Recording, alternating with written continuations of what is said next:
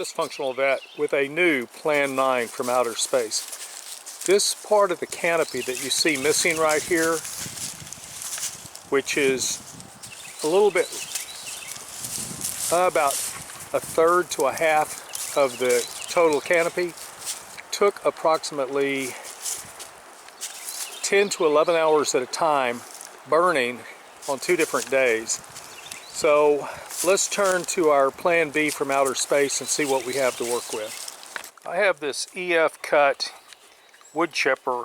Usually a mulcher has a rotary hammer which breaks stuff up, and a chipper uses a blade. You cannot run any type of grass material through a chipper. That would be stuff like bamboo or any type of grasses that are similar to bamboo.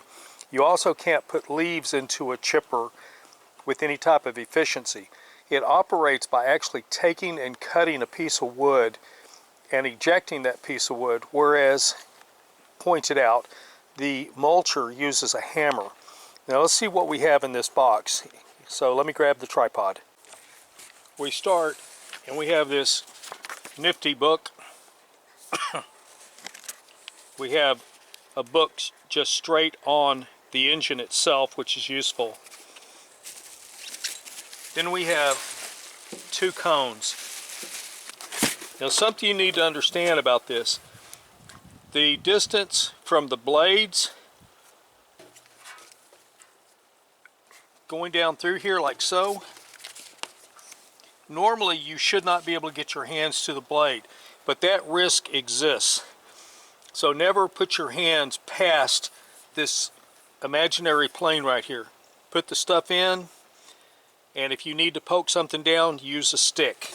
Use anything that you're not fond of. We have the handle, and inside here we have some hardware, and that's about it.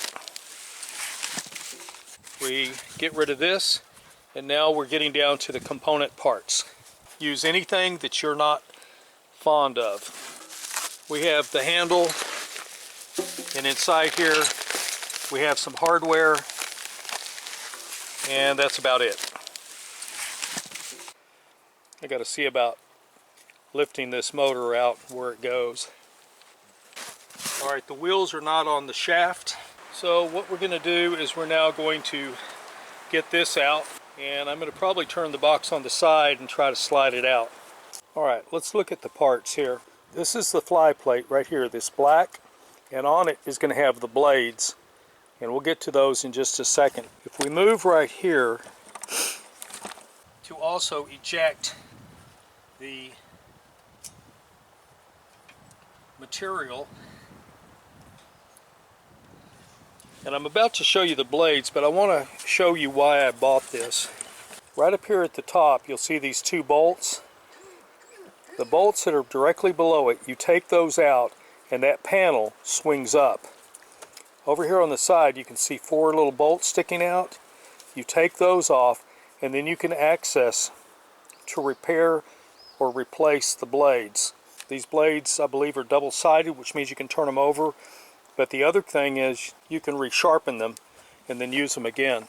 Here you can see the blades, and the rotation is, I believe, this direction, that way. I'm not positive of that, but looking at the blades it makes me think that. Either that or the blades are in backwards. And now we got to assemble this thing. Lifting it out was not that bad. Step 1 is to put the feet on, R1.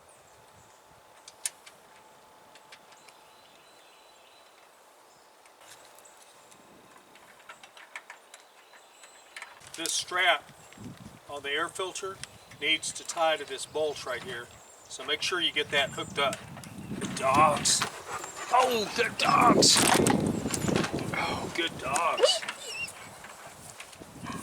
Good dogs.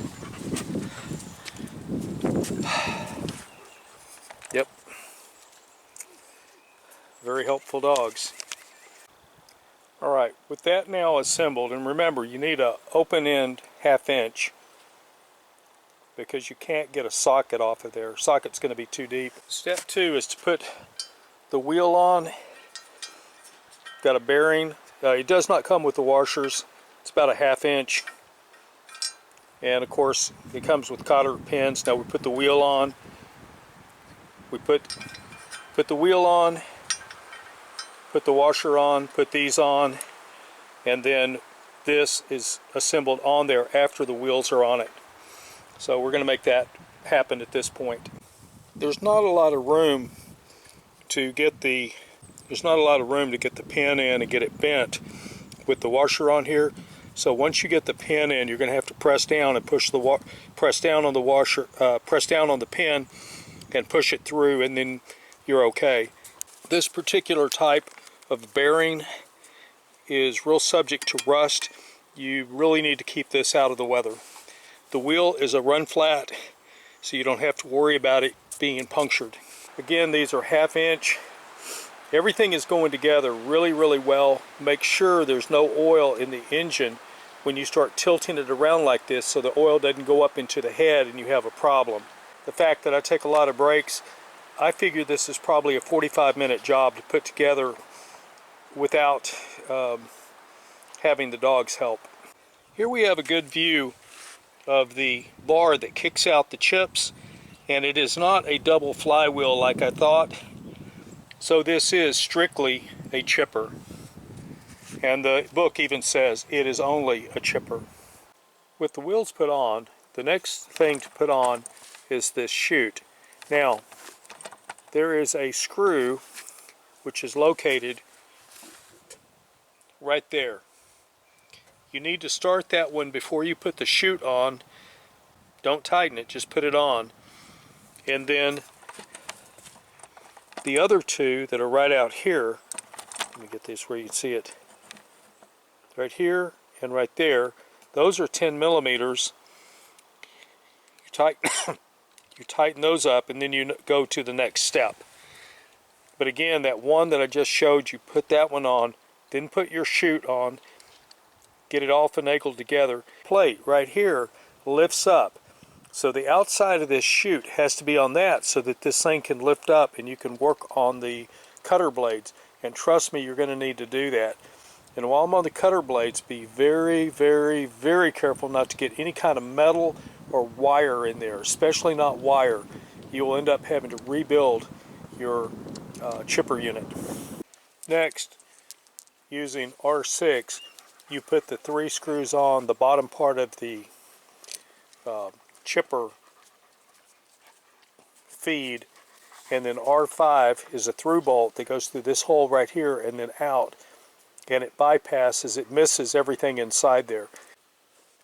Here, here, here, and around, there's 8 of them. These are what hold the top of the hopper on.